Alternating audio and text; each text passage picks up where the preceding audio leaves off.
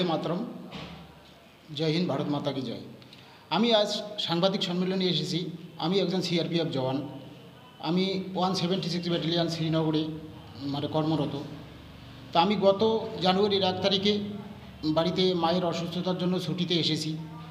তারপরে মায়ের ট্রিটমেন্ট সম্পূর্ণ না হওয়ার জন্য আমি আবার 1 মাসের ছুটি এক্সটেনশন করেছি।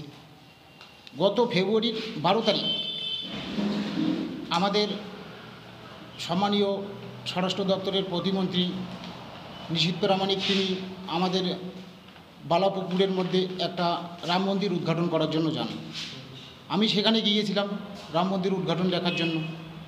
সেখানে তাকে দেখতে গিয়ে আমি একটা ষড়যন্ত্রের শিকার হয়ে গেলাম।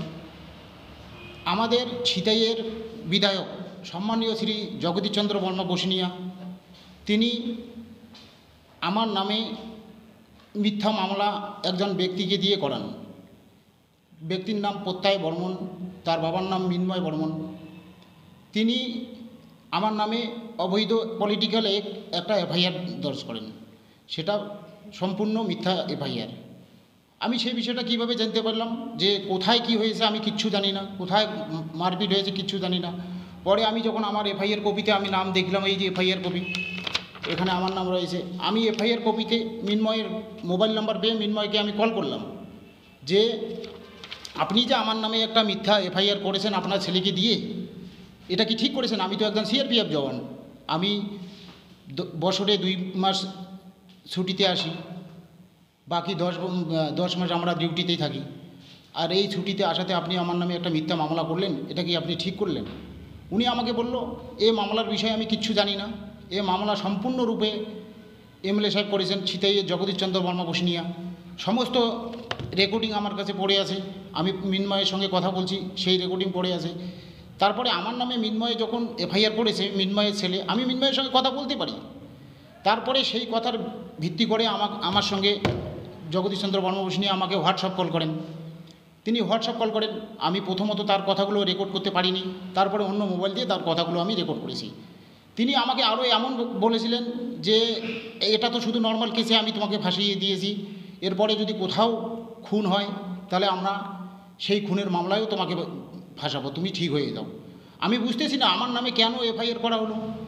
উনি বলেছেন যে মধ্য ভাড়ালি থেকে প্রতিনিয়ত আমার নামে কমপ্লেন আসে, তোমার নামে কমপ্লেন আসে যে আমি নাকি পলিটিক্যাল মুভমেন্টগুলো করাই, আমি নাকি পলিটিক্যালের সঙ্গে জড়িত। আমি জগদীশচন্দ্র বর্মা বসিনিয়াকে বলছি যে কাকু আপনি আমাকে একটা প্রুফ দেখাতে পারবেন যে আমি কোনো পলিটিক্যালের সঙ্গে জড়িত? আপনি কোথাও দেখাতে পারবেন যে আমি কোনো ভারতীয় জনতা পার্টির সঙ্গে জড়িত বা ভারতীয় জনতা পার্টির ফ্ল্যাগ নিয়ে ঝান্ডা নিয়ে কোনো পদঅবরোধ বা কোথাও মিছিল মিটিংয়ে গিয়েছি? তাহলে কি করে আপনি এভাবে আমাকে একটা মিথ্যা মামলায় ফাঁসিয়ে দিলেন প্রত্যয় বর্মনকে দিয়ে? তখন উনি বলছে যা করার সেটা আমি করেছি, এখন তুমি ঠিক হয়ে যাও, না হলে এর পরে যে কোনো জায়গায় খুন হলে আমি সেই খুনের মামলায় তোমাকে জড়িত করব। বিজেপির জেলা পরিষদের প্রার্থী ছিলেন এবং তিনি জেলা পরিষদে প্রার্থী হওয়ার সুবাদে সমস্ত মিটিং মিছিলে বিশ্বজিৎ তার বউকে সাথে নিয়ে গেছে এবং যেদিন নিশীথ প্রামাণিক আসছিলেন সেদিন তার কনভয়ের মধ্যে বিশ্বজিৎ বর্মন ছিলেন এবং সেদিন তার কনভয়ের ছেলেরা আমাদের প্রত্যয় বর্মনকে তাকে বাইক থেকে ফেলে তাকে মারধর করে, তার মাথায় আঘাত করে, তার নাক মুখ দিয়ে রক্ত বের হয়, তাকে হসপিটালে নিয়ে আসা হয়, পরবর্তীকালে উন্নত চিকিৎসার জন্য দিনাটায় নিয়ে। এবার সে ওই কনভয়ে ছিল, সে বিজেপি করে কি করে না সে নিজে জানে, কিন্তু তার বিরুদ্ধে এফআইআর হয়েছে এবং সে ওই ঘটনার সঙ্গে যুক্ত ছিল। পুলিশ তদন্ত করবে, সে যদি যুক্ত না হয় পুলিশ তাকে নির্দোষ প্রমাণ করবে, আর যদি সে যুক্ত হয় তাহলে তার বিরুদ্ধে আইনের যা ব্যবস্থা তাই নেবে। আজকে সাংবাদিক সম্মেলন করে সে বলে প্রত্যয় বর্মন নামে এক ব্যক্তিকে দিয়ে আপনার একটা মিথ্যা মামলা করান, কি বলবেন? প্রত্যয় বর্মন সেদিন বিজেপির হারমাদের দ্বারা আক্রান্ত হয়েছিল এবং সে হসপিটালে ভর্তি ছিল। তার সমস্ত হসপিটালের রেকর্ড দেখে পুলিশ যথাযথ ব্যবস্থা গ্রহণ করে।